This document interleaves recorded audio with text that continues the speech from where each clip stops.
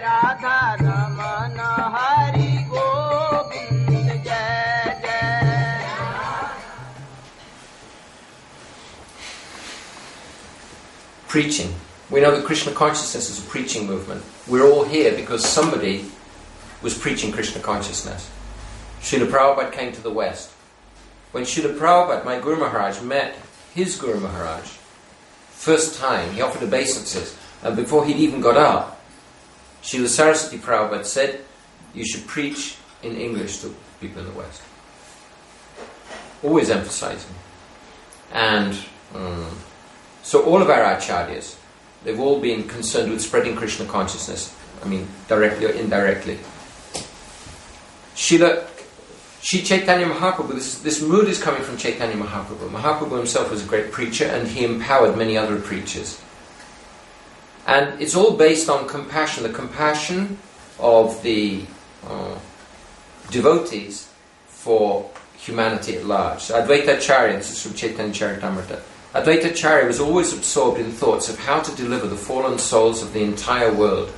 The entire world is full of non-devotees, he thought. How will they be delivered? Determined to deliver all the fallen souls, Advaita Acharya decided to cause Krishna to descend. With this vow, he began to offer Ganges water and tulsi leaves to worship the Lord. Similarly, Haridas Thakur chanted in his cave on the bank of the Ganges with the intention to cause Krishna's descent. Because of the devotional service of these two persons, Lord Sri Chaitanya Mahaprabhu descended as an incarnation. Thus he preached the holy name of the Lord and ecstatic love of Krishna to deliver the entire world. Namo Mahavinaya Krishna Prema Pradayate. When Rupa Goswami, Sanatana Goswami, they met Chaitanya Mahaprabhu, they addressed him like this. Namo Mahavinaya, the most merciful incarnation. Krishna Prema Pradayate, you're giving Krishna Prema freely. Krishna came himself. He displayed the pastimes in Braj, but hardly anyone understood. He didn't freely give love for himself. He didn't freely give devotional service. Practically in Srimad Bhagavatam, outside the Braj Basis, the number of devotees who really understood Krishna, it seems like it was just a handful who really understood. But Chaitanya Mahaprabhu, Krishna himself appeared as Chaitanya Mahaprabhu, and he explained who is Krishna, and he tasted the love, and he gave it very freely. So, even in Kali Yuga, it's very mysterious. Why should this happen? Why should this take place in Kali Yuga of all times? So Chaitanya Mahaprabhu, he's saying, Yare deki tariko Krishna upadesh. Amare agyai guru hai tare desh. Instruct everyone to follow the orders of Lord Shri Krishna as they're given in Bhagavad Gita and Srimad Bhagavatam. In this way, become a spiritual master and try to liberate everyone in this land. This is Chaitanya Mahaprabhu's instruction. He wants us to understand what is Krishna consciousness and to help others to understand.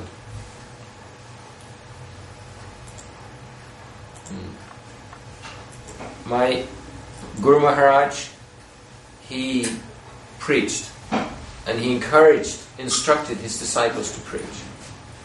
Gurudev also, even at such an advanced age, traveling, preaching, and also writing books in order to help people to understand Krishna consciousness.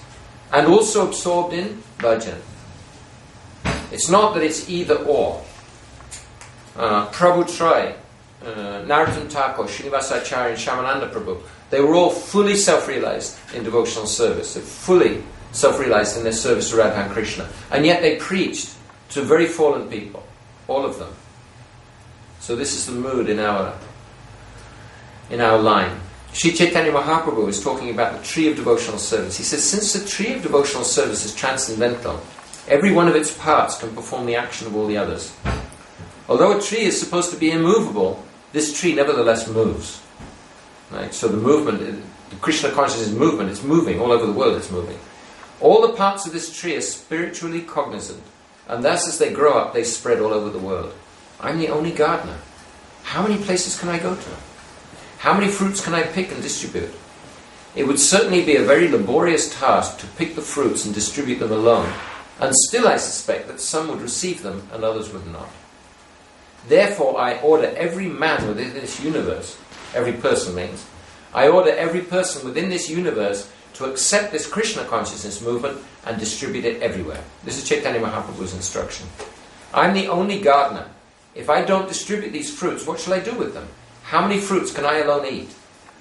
By the transcendental desire of the Supreme Personality of Godhead, water has been sprinkled all over the tree, and thus there are innumerable fruits of love of Godhead. Distribute this Krishna consciousness movement all over the world. Let people eat these fruits and ultimately become free from old age and death. So this is the instruction of Chaitanya Mahaprabhu. His internal reason was to taste moods of devotion from Braj, especially Srimati Radhika's. But externally he came to preach, and he instructed his disciples to preach. And then he himself, after the first, he took sannyas age 24. First 6 years he was travelling in South India and Vrindavan. And then he came back to Puri. Another 6 years he was meeting with the devotees from Navadvip. And the last 12 years he was pretty much absorbed in simply tasting these moods. But his devotees, they were preaching. So for example, he told Nityananda Prabhu, don't come Chaturmasi, don't come for Rath Yatra. You stay in Bengal and you preach, otherwise how will they be delivered?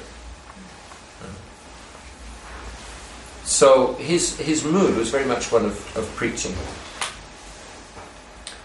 What does preaching mean? If those of us who come from background in ISKCON, in ISKCON when we were active at that time, so there were temples, there was a massive support system, and the devotees were going out with book bags, in vans, so many programs, and we might find that daunting and just give up, well, I can't do that, so. Or many devotees actually in Gurudev's Sangha think actually we shouldn't preach. Oh, Prabhupada said we should preach. Sorry, Swamiji said that we should preach, but that's not Gurudev's move. I don't know where this idea comes from. It doesn't come from Gurudev. Every single time, every festival, at the conclusion, Gurudev says you should preach everywhere. Preach, preach, preach. Distribute my books. He's always saying. There is no justification for thinking that Gurudev's mood is that you should just do bhajan, and then when you're mature in bhajan, then you go and preach. We're not mature enough to do bhajan, sit down and do bhajan.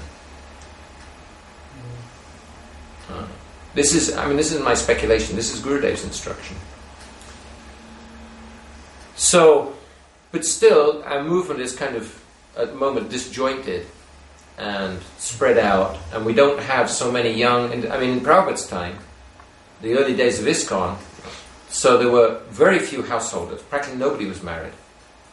And there were just young, single boys and girls, very young men and women, just going all over the world. Gurudev's movement's a little different because we don't have so many temples, hardly any really, and many of our devotees are in household life. Of course we've got the Ganga Matas and there's other groups, but in general our profile is a little different. So we might become discouraged and think, it's not possible to preach. Preaching means simply sharing Krishna consciousness with people that we meet, like Chaitanya Mahaprabhu said, Yari deke tari Krishna tai koho, Krishna Upadesh. Whoever you meet with, just talk about Krishna. So we can go out, like Ashram Maharaj is a veteran of book distribution. I don't think there's anybody else in our Sangha who's been distributing books so consistently for such a long time. And he's training others up to do the same. And now there's a mood growing in the Sangha to distribute Gurudev's books and Prabhupada's books, also both. Strong mood, and Gurudev is encouraging that like anything, and he's very encouraged and inspired when he sees the devotees distributing books. Shamarani Didi, she's particularly a great acharya in book distribution and a great source of inspiration. So this is one process, is going out with books, meeting people on the streets, distributing books. There are many other ways of preaching. We can, share Krishna consciousness with the people that we come in contact with. Book tables, they're somewhat successful here. In South America, I know they're very, very successful book tables. Paramadwaiti Maharaj was telling me that they distribute so many books. And book tables, it's a very It's a very effective way of meeting people because it's kind of low profile. If you're meeting people on the street with books, it's tough to stop them. But book table, if somebody comes over, practically they're pre-qualified. They're somewhat interested, and it's not very difficult to talk to them. So book table is a very nice way. Arranging meetings, programs, preaching programs in colleges, public lectures. Also, this is another way.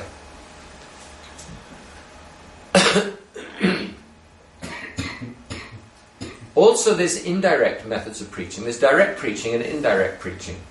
Many people are not necessarily interested in taking up spiritual life. When Prabhupada came to the West in the 60s, so at that particular time, the whole mood, there was a big mood. So many people were looking for meaning of life.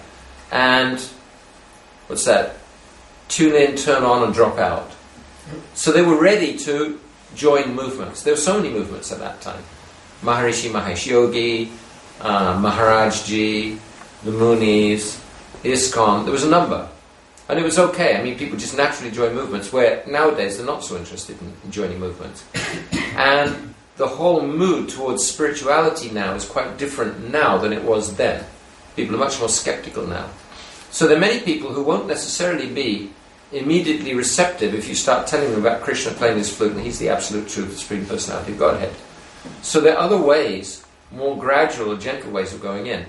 One way is, for example, cooking classes. So in ISKCON, I know my godbrothers in ISKCON, they've gone in doing vegetarian cooking, and they speak practically nothing about Krishna at first.